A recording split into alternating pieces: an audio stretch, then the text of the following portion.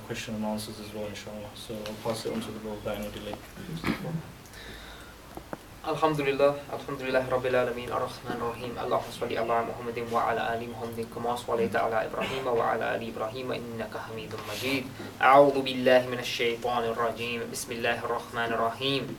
ونفخ في السور فصعق من في السماوات ومن في الأرض إلا من شاء الله ثم نفخ فيه أخرى فإذا هم قيام ينظرون.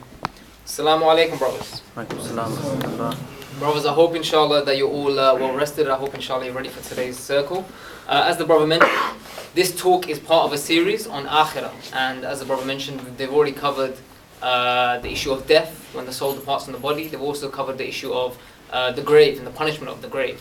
And inshallah this week we're going to go to the next stage, which is Yawm al-Qiyamah, which is the Day of Judgment. Yeah, and the Day of Judgment has many names. I mean, you may be familiar with different types. You maybe only know Day of Judgment, maybe you've heard other ones. Yeah, it's also known as Sa'a, the hour. Yeah, because it's something that may happen very suddenly. Yeah, and that's what they call it, the hour. It's also known as al-Haqqa, yeah, which is the reality, because they say this is the true reality. This is really what matters in this world. Yeah, this world is just temporary. It's a false image. It's a false pretense. Really, what matters is this day. Yeah, it's also known as al-Waqi'ah, the event, because in our existence as human beings, in our existence, this is the greatest event that we will ever witness in our lives. Yeah.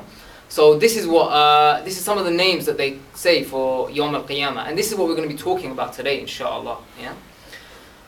And as Muslims, we know that this day is going to happen. We know that it's going to happen because this is part of our aqidah. It's part of our belief, to believe in Akhirah, to believe in Yawm al-Qiyamah, isn't it? Yeah. You cannot be Muslim unless you believe in this. So we know that it's going to happen. Yeah. And we know that on this day, that as Muslims, will be accounted. Everyone will be accounted for the actions that they did. The actions they did that were good, the actions that they did that were bad. Yeah? So we know what is going to happen on this day as well. But the question that needs to be asked is, how much do we reflect on this day? How much do we actually think about this particular day? Yeah? How much do we actually ponder about it, and how much does it affect us? And in short, I think the answer would generally be, we don't think about it that much, or we don't think about it at all. Yeah? Unless someone reminds us, unless we come to a talk, or certain things happen. We don't really think about this, isn't it? Yeah. And one of the reasons for this is that we live in a non-Islamic environment. We live in a Jahil environment, which really feeds us an idea that the life that we live is forever, that it's long-lasting. It's never going to finish. Yeah. And this is reinforced by the movies that we watch. Yeah. It's reinforced by the celebrities that we see, and the lifestyle that they lead. We start thinking, that's the lifestyle I want to lead. And we start living the life of this dunya, hayat al-dunya. We start wanting the life of this dunya. Yeah? And we become obsessed with the life of this dunya. We start planning for the life of this dunya. Yeah?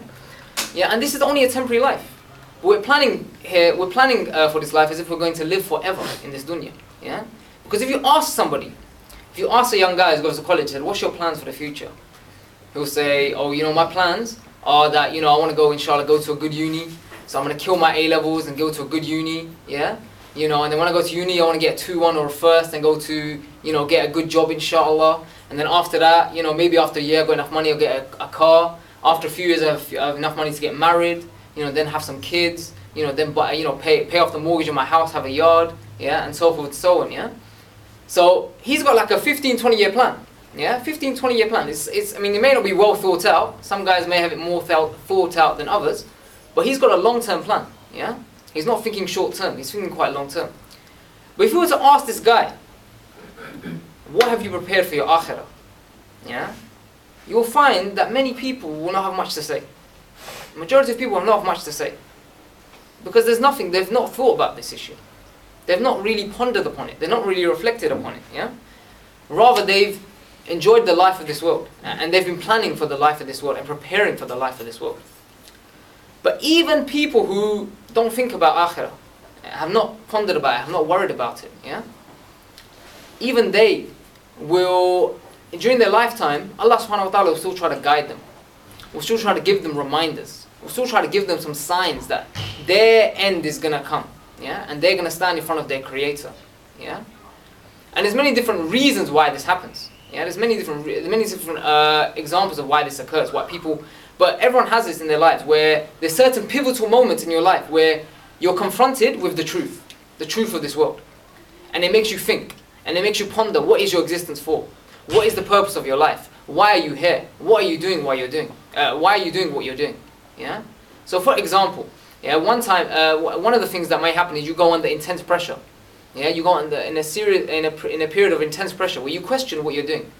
Yeah, and so for example, there was you've all heard of Yvonne Ridley. Yeah, and in 2001, she was a journalist who went to Afghanistan. Yeah, and she wasn't Muslim at the time. She was non-Muslim. She went to she was covering the war in Afghanistan, and she got captured by the Taliban.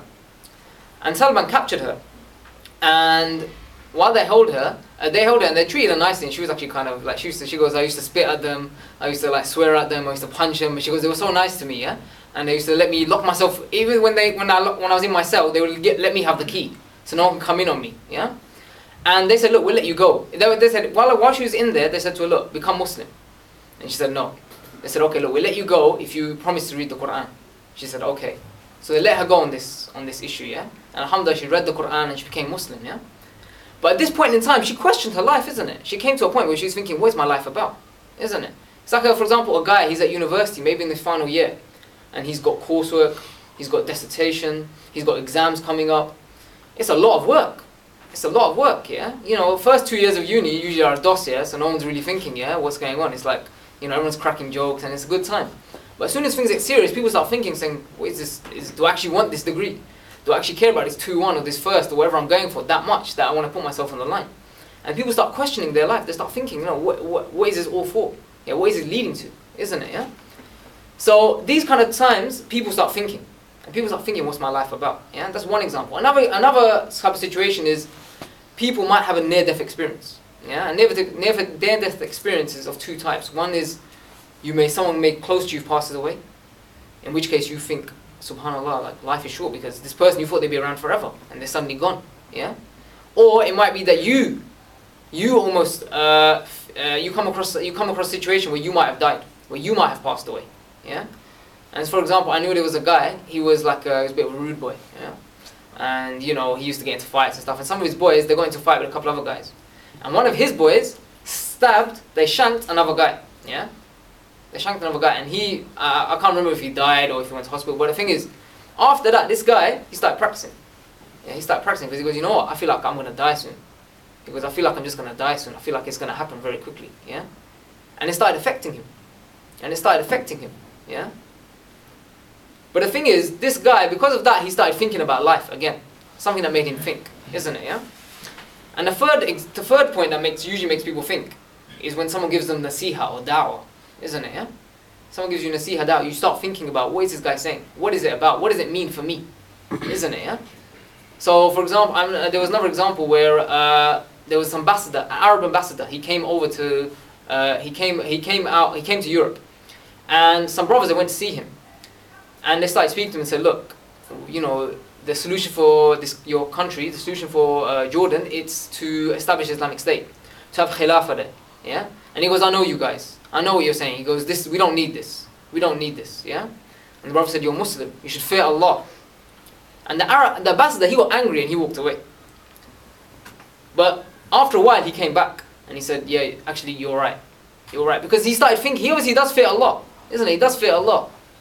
But obviously, there's certain other things which drive him, which might defocus him, shall we say, yeah? Take him away from the path of Allah. But at this point, he started thinking, you know what, you're right. What you're saying is correct. What you're saying is correct, isn't it, yeah? And these are kind of things, these other external sparks, other external stimulants which make people think about their life. I think, why are they here? What are they doing? Yeah, what's going on? Isn't it, yeah?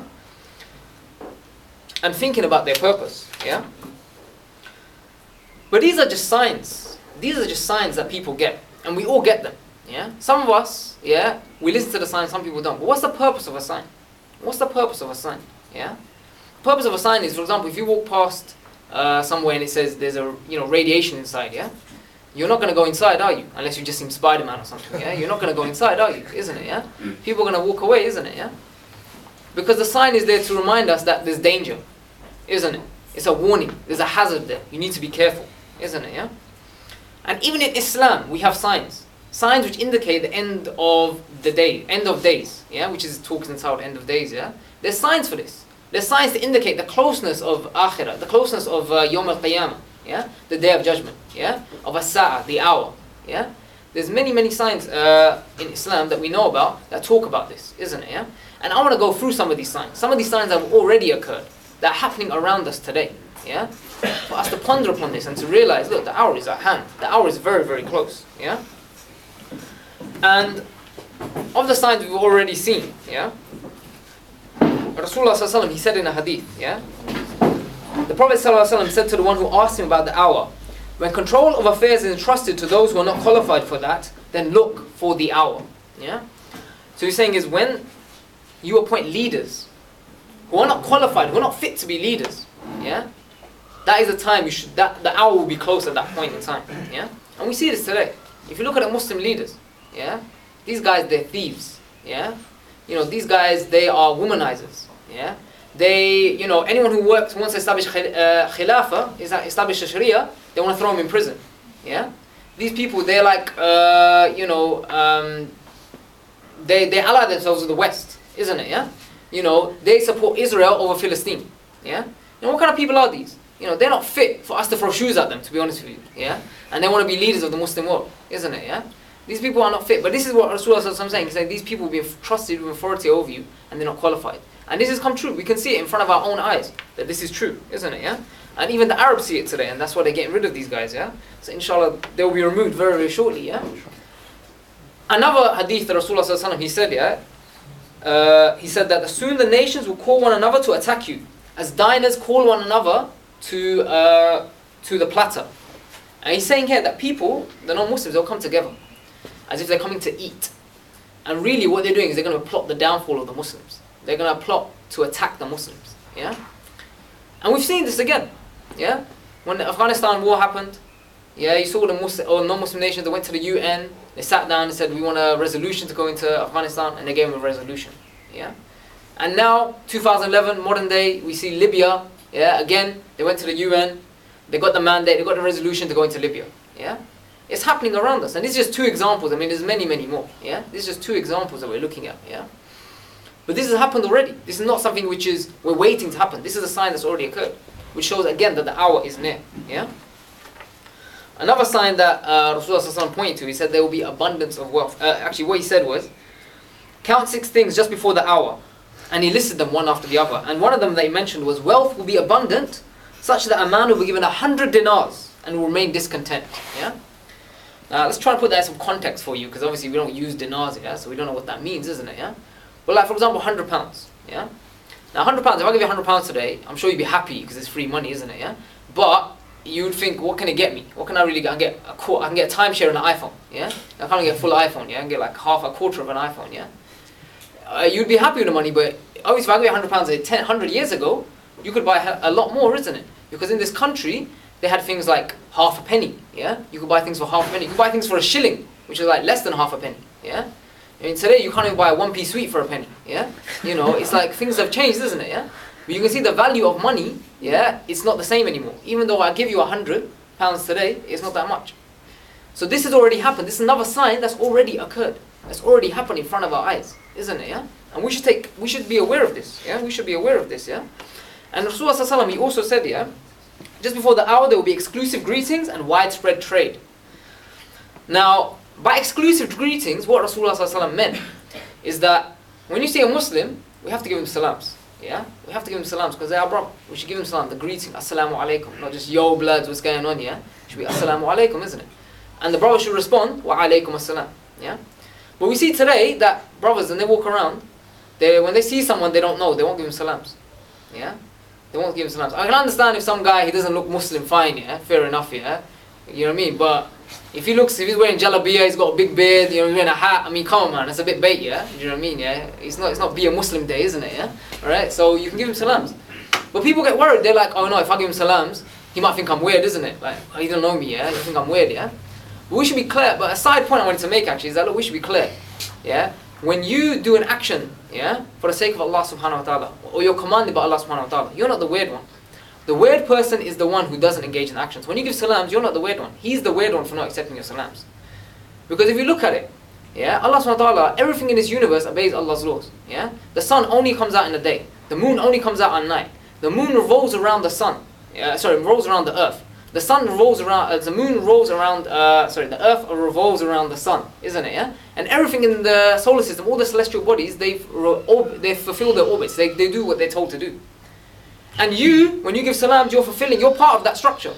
Yeah, you're doing what you're told to do, what Allah subhanahu wa ta'ala told you to do. The person who doesn't respond, he's the guy who's going against the grain. Yeah? He's the weird one. In the whole universe, he's the weird one. And you're the right one. So you should always remember that. Yeah? You should always remember, when you follow Allah's deen, you're the right one. Yeah? You're not the weirdo. Yeah? But these are just some of the signs, yeah? And there's many, many more we could talk about, yeah? But I just want to give you a small sample, yeah? To show you what kind of signs have already taken place, yeah? The ones that we can easily understand and easily see. We can see these signs have occurred, which means Yawm al-Qiyamah is drawing near. It's coming close, yeah? And Allah subhanahu wa ta'ala, He says in the Quran, it says in the Quran, وَمَا قَدَرُ اللَّهَ حَقَّ قَدَرِهِ وَالْأَرْضِ جَمِيعًا قَبْضَتُهُ يَوْمَ الْقِيَامَةِ وَالسَّمَاوَاتُ مَطْوِيَّةٌ بِيَمِينِهِ سُبْحَانَهُ وَتَعَالَى عَمَّا يُشْرِكُونَ. And the trumpet will be blown, and all who are in the heavens and all who are on the earth will swoon away, except him whom Allah wills. Now here Allah subhanahu wa ta'ala is saying that everything that exists, every entity, every human, jinn, angel in the heavens and the earth will die, except Allah subhanahu wa ta'ala. Yeah? When the trumpet is blown. Yeah? And the arrival, basically the Day of Judgment, its arrival will be signaled by this trumpet, as-sur. It will be blown by the angel Israfil alayhi salam. Yeah? And once it is blown, everyone will die. Every person will perish. Yeah? And this will be very sudden, brothers. This will be very, very quick. It will not be something that will happen and, you'll be in a horn and then, it's like a London train, it will come a lot later, yeah? Do you know what I mean, yeah? It will be very, very quick, yeah? It will be before you can realize it. And the hadith, they talk about this issue, yeah? Yeah, and I'm kind of like, just taking the hadith idea and just trying to put it into more relatable terms for you, inshallah, yeah? They say that, look, when the hour comes, two people will make a transaction, yeah? So remember you go to a shop, you buy a bar of chocolate. It doesn't take long, it takes 10 seconds, isn't it? Less than that even. Because two people were in a transaction. And before they can complete the transaction, the hour will occur. Yeah? Yawm al-Qiyamah will occur. Yeah? They said that a person will be going to feed his pet. Yeah? Imagine you're going to feed a cat. Yeah? And the cats, they're next to your feet, isn't it? Yeah? They come up to your feet and they're purring and stuff. And you put the milk in the tray. And before you can take it down to the cat and let it drink from it, the hour will occur. Yeah? A man will be eating food. A man will be eating food. And while he's eating, he picks up a spoonful of the next bite he wants to eat. But before it reaches his mouth, what's going to happen? The hour will occur, brothers. Yeah? This is how quick and how sudden the hour will occur. Yeah? You're not going to have a chance to understand what's happening. You're not going to have a chance to realize what's going on. You're not going to have a chance to think. It will happen and you'll be dead. That's it. Yeah? So it's going to be very, very quick. Very, very sudden. Yeah? But obviously, as I said, this is a sign for us, isn't it? All these are signs to show that Qiyamah is coming. And how does somebody respond to signs? Yeah? The thing is, when you see a sign, the correct way to respond to that sign is to take heed of it. Yeah? To be aware of it, isn't it? Yeah? And to be aware of what that sign means, isn't it? Yeah? And to avoid it. Yeah? So if we look at the example of Sahaba radiallahu anhum, yeah? They were given many, many prophecies. Yeah? Many, many prophecies. Yeah? But how did they take heed of these prophecies? They were told that they were going to face the Quraysh battle. Yeah, they were told they're going to face the Quraysh battle. Now they didn't get scared. They think these people, they're so powerful. They are brothers and sisters. They are husbands and fathers. Yeah, brothers and sisters, our fathers and our sons and stuff. Yeah, they didn't think like that. What they thought is, you know what? Then we need to work hard, isn't it? Yeah, we need to work hard to defeat these people. They didn't think, that means Allah subhanahu wa ta'ala will guarantee us victory. They thought we have to work hard for this. We have to work hard for this. Even earlier than that, yeah, when the number of Muslims were just a handful, you can count them on a hand. Yeah. They were prophesied that they're going to conquer. The Muslims will conquer the Byzantines, which is superpower at that day, and the Romans. Both were superpowers at that time. And again, the Sahaba, the way they responded, they didn't think, oh, this is impossible, yeah, because they knew this was the word of the Prophet ﷺ, and he's the messenger of God, so they accepted it. But they didn't at the same time think, oh, that's it, I got a free ride now, I'll just jam. I'm going to kick back, relax, you know, and I'll be there anyway when they conquer, yeah, these lands. They realize they have to work hard. They have to up their game if they're going to be good enough to beat these superpowers, yeah. They're going to have to work very, very hard. And this is how they took it. And this is how we need to take our sign, yeah. We should view it as an opportunity to grow closer to Allah subhanahu wa ta'ala. It should make us realize that Allah subhanahu wa ta'ala is our protector. Yeah? He's the only one who's going to help us on the Yawm al-Qiyamah. No one else is going to help us. He's going to help us. Yeah? And we need to take solitude in that. Yeah? And we need to understand that clearly. Yeah? And we need to act according to that. Yeah? Because if we don't seek the pleasure of Allah, what else are we going to seek? Isn't it? Yeah? Because Yawm al-Qiyamah will be a terrifying day, brothers. It will be a terrifying day. Yeah? And I want to explain some of the terrors of this day. Yeah? I want to mention some of the terrors on this day. Yeah? You know, you see mountains. Mountains are so tall. They're so powerful. They're the biggest, like, natural structure in the world, isn't it? Yeah. These mountains on Yawm al-Qiyamah, they'll be flattened. Yeah. And they won't just be flattened. They'll be crushed. They'll be blown away. Like a severe wind will come and blow them away. Yeah.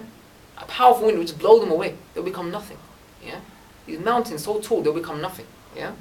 You know, the sea, yeah, is made of water, and we know water we use to put out fire, isn't it? Yeah. Let's say on this day, the ocean, the water of the oceans, they will catch fire. There will be a blazing fire. Yeah? Can you imagine? Oceans are on fire. Yeah? You can't understand this. It doesn't make sense. But this is what's going to happen. Yeah? They say that the sky that you see above you, yeah? They say the sky will shake. It will start to shake. Yeah? And they say that the sky, the thing is, you know, they say the sky will be split as well. Now obviously the sky, it's not object. It's not an earth or a sun, isn't it? It's not a planet. It's like air, it's particles. How can that be split? But they're saying this day Allah subhanahu wa ta'ala is going to split the sky. Yeah? Because it's going to cause terror, isn't it? People are going to be scared, like how can the sky get split? Yeah? They say the sun, which gives us our light, which plants use for photosynthesis, yeah? Which animals then eat, and it's part of the food cycle, isn't it? We eat the plant animals then, isn't it? Yeah? Or the sun, which allows the water cycle to take place. This sun, Allah subhanahu wa ta'ala is going to roll it up in His hand. He's going to extinguish its light. And according to some narrations, He's going to throw it into the earth, the oceans of the earth. And this is what's going to cause the oceans to catch fire. Yeah? And to actually boil away. Yeah? And the stars, brothers. The stars is what we use for navigation. Because they're fixed, isn't it? And we use them to navigate our way through oceans, through the world. These stars are going to fall out of the sky. Yeah? They are going to fall out of the sky. The stars that stay fixed, that we rely upon, they're going to fall. They're going to come out of their place. Yeah? This is what's going to happen on this day. Yeah? And after that, Allah subhanahu wa ta'ala, He says in the Quran, on the day when the earth will be changed to another earth, and so will the heavens, so will be the heavens, and they, i.e. all creatures, will appear before Allah, the One, the Irresistible. On that day, a new earth will be made. Yeah? A new earth is going to be formed, and we're going to come out on this new earth. Yeah? Because it says, yeah, in Surah Yasin, Bismillahirrahmanirrahim, وَنُفِخَ فِي السُّورِ فَإِذَا هُمْ مِنَ الْأَجْدَاثِ إِلَّا رَبِّهِمْ يَنْسِلُونَ. And the trumpet will be blown a second time. And behold, from the graves they will come out quickly to their Lord. So after the trumpet is blown again, after the new earth is made, a trumpet will be blown again. And the people will rise up from their graves. And you know when you go to sleep, yeah? And someone wakes you, like in the middle of your sleep. Yeah? Maybe you're having a nap in the day, someone wakes you. You feel disorientated, isn't it? You feel like, what's going on? You just feel like messed up, isn't it? Yeah? Because it will be like that, but far worse. Far worse. Yeah? You just don't know what's happening. You don't know what's happening. Yeah? And then suddenly you will get up and you will be naked. And then you will hear a voice in the sky calling you to a place. And everybody will start heading towards that place. And everybody will be there, naked. Yeah? Hot, sweaty, confused, don't know what's going on. Just hearing a voice in the sky. Everyone's terrified, everyone's scared. Yeah? And this is the situation on that day. And Allah subhanahu wa ta'ala, He says, hearts that day will shake with fear and anxiety. Yeah? Yeah, hearts are going to shake with fear and anxiety. Except those that Allah subhanahu wa ta'ala is going to give them shade on that day. Yeah? And this is the common denominator on that day amongst all people. They're going to be frightened. They're going to be scared. They're going to be worried. Yeah? Because there's nothing else that's going to affect people except fear. They're going to be seized with fear. Yeah? And I'm going to show you some manifestations of this fear. Yeah? One manifestation of this fear is that, look, you see the strongest bond generally in between humans is between a mother and a child. Yeah, she will do anything for her child. She will die for her child. She will do anything to protect her child. Yeah, on that day, when Yawm al-Qiyamah occurs, she will forget her child. She'll forget her child. I mean, today we don't forget our mobile phones, isn't it? Yeah, you forget your mobile phone, everyone's worried. Yeah, she'll forget her child and she won't be worried. She won't be worried. Yeah, because she'll be fearful. She'll be so scared. She won't even think about this issue. Yeah, and Allah subhanahu wa ta'ala says this. He says, the day you will see it, every nursing mother will forget her nursling, and every pregnant one will drop her load. And you shall see mankind as in a drunken state, yet they will not be drunken, but severe will be the torment of Allah subhanahu wa ta'ala. This is what's going to happen on this day, out of fear. Yeah? They say something else that's going to happen on this day, brothers, is that sometimes in your life you go through stressful periods. And when you go through a stressful period, you know, you might get grey hair. Yeah? Maybe after 6 months, maybe after a year, you get a grey hair. Yeah? 2 grey hairs, 5 grey hairs. So on this day, a child, an infant, 1 or 2 year old, his hair will turn grey. Yeah? And Allah subhanahu wa ta'ala, He says this. He says, and how can you avoid the punishment if you disbelieve on a day that will make the children grey-headed? This is what's going to happen on this day. The fear on this day is going to be so intense. A child who hasn't committed sin is going to be scared. He's going to be worried. Yeah? And it's going to be every man for themselves. Everybody's going to be on their own. The boys that you got, that you think they got your back, they're going to turn against you, bro. Yeah? You know, your family, they're going to turn against you. There's nobody nobody's going to support you. And again, Allah subhanahu wa ta'ala, He mentions it. He says, then when there comes a second blowing of the trumpet, the day shall a man flee from his brother, and from his mother, and his father, and from his wife, and his children. Every day that man will have enough to make him careless of others. Because that day, people are not going to care. No one's going to care about you. Yeah? I'm not going to care about anyone else. No one's going to care about me. Everyone's going to be thinking, nafsi, nafsi, me, myself, myself. That's the only concern that people are going to have. Why is this the case? Because they know they're going to be questioned. They know they're going to get asked. Didn't you see the signs of Allah subhanahu wa ta'ala? Did you respond to the signs of Allah subhanahu wa ta'ala when they were shown to you? Yeah? And because of that, because of this, people are not going to care. They're not going to care about anyone. Yeah? They're not going to care how fast their cars were. They're not going to care how beautiful their wife was. They're not going to care how much money they made. They're not going to care how adorable their kids were. They're not going to care how affluent their family were. They're not going to care how big a position they got in this life. Whether they were a king, whether they were a queen, whether they were prime minister, they won't care. Because all they're going to care is that, have I done enough to please Allah subhanahu wa ta'ala? Have I done enough to gain His mercy? Yeah, to gain His Jannah? Yeah? Or am I confined to the fate of the kuffar? Am I going to the hellfire? Am I going to an-nar? Yeah? This is what people are going to care about. Yeah? And the thing is, what have we done for this today? Yeah? What have we done for this, for that moment? Yeah? What they call al-waqi'ah. Yeah? The event that's going to occur. That's definitely going to occur. Yeah? Al-haqqa, the reality. Yeah? That's surely going to take place. What have we done for it, brothers? Yeah? What have we prepared for this? And the thing is, the preparation we have to do is today. We have to do this preparation today. Because when that time comes, it will be too late. It will be too late, isn't it? No one will have time to do this. If we don't do this today, when are you going to do it? What are you waiting for? Yeah? And I think the key points that we have to realize here is that, look, we need to decide what's important. First thing is we have to decide what's important. Yeah? You know, is it having fun? Is it our studies? Is it our families? Or is it this event? Is it this day? That's more important. And I think it's quite clear. We know it's this day, isn't it? Yeah? And so we need to start preparing for it. And the first thing we need to do is to start praying for it is that, and it's, to be honest, every Muslim should do this, is that firstly we should reflect on Akhirah every single day. Every single day of your life, brothers, you should be thinking about Akhirah, the Day of Judgment. If you don't know what's going to happen on the Day of Judgment, because I've only shown a small portion, if you don't know, you need to find out. But every single day you should think about this day. When you wake up, think about this day. Yeah? You shouldn't consider yourself a decent Muslim unless you're thinking about this day, because it's part of your aqidah. Yeah? It's part of your belief. You should reflect upon this. Yeah? Because when you have exams, everybody's thinking about the exams. People are saying, oh, I can't eat, I can't sleep. You know, I want to watch football, it's not fun now. Yeah? You know, it's kind of hard, yeah? It's like really hard for them. Because the exams are stressing them out. This day should be stressing you out, bro. This day should be on your mind. Yeah? So that's the first point. We need to reflect upon this day. Yeah? And secondly, if you're thinking about this day, you should think, how am I going to get the best marks? Yeah? How am I going to do well on that day? Yeah? The way to do that is secondly, before you do any action, you need to think about Allah subhanahu wa ta'ala. Think what He asks you to do. Is this action going to help you? Is this action going to better you?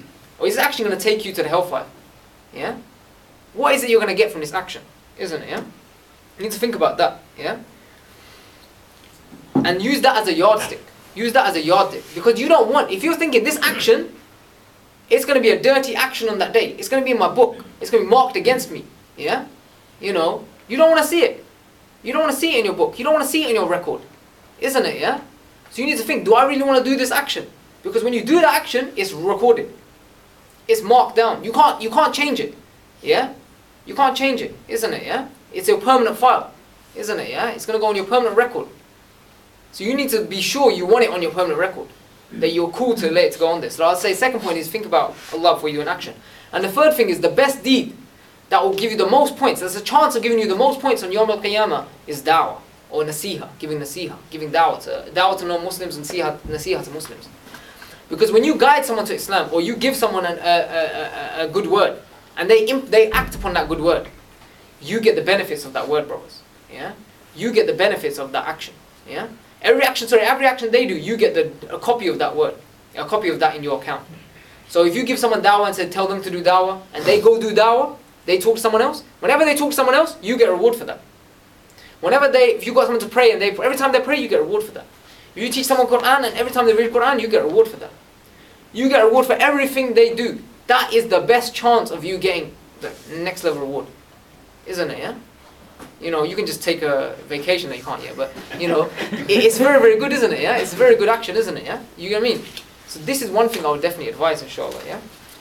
And I just want to end with a hadith, inshallah, yeah? I just want to end with one hadith which talks about the end of days, yeah? The final moment when everything will perish, inshallah, yeah? The angel of death will then come to Allah subhanahu wa ta'ala and say, Ya Allah, there remains no one with the soul within the heavens or the earth except for those whom you wish to remain alive. Although Allah knows who remains alive, He will ask the angel of death, who remains alive? The angel will answer, only you who is the ever living and who does not experience death. Only the angels who carry the throne, Jibreel alayhi salam, Mikail alayhi salam, and myself remain. Then Allah subhanahu wa ta'ala will say, let death come to Jibreel alayhi salam. Let death come to Mikail alayhi salam and the angels which carry the throne. And they will all die. And then Allah will ask the angel of death, who remains? The angel will answer, only the one who lives and never dies, and I, O Lord. Allah will then say, you are part of my creation, and I created you for a purpose, and you have completed your purpose. Now you shall die. And the angel of death will die. And only Allah will remain. That's because He is Al-Awwal, the first, before everything else. And He is Al-Akhir, the last, the one who exists after everything else. And He is the evident, and He is the imminent. And He will roll up the heavens and the earth in His hands. Yeah? All of creation in His hands. And then He will say, I am Al-Jabbar, I am the all-compelling. Who is it that has any rule today? Yeah, where are the tyrants of the world today? Where are the oppressors of the world today? Where are the kings of the world today? He will say, who is the king? Who is the master and the ruler today? And there will be no answer. Because no one else will exist except Allah subhanahu wa ta'ala. And then Allah subhanahu wa ta'ala will say, to Allah belongs the sovereignty and exclusive existence. Jazakallah khair.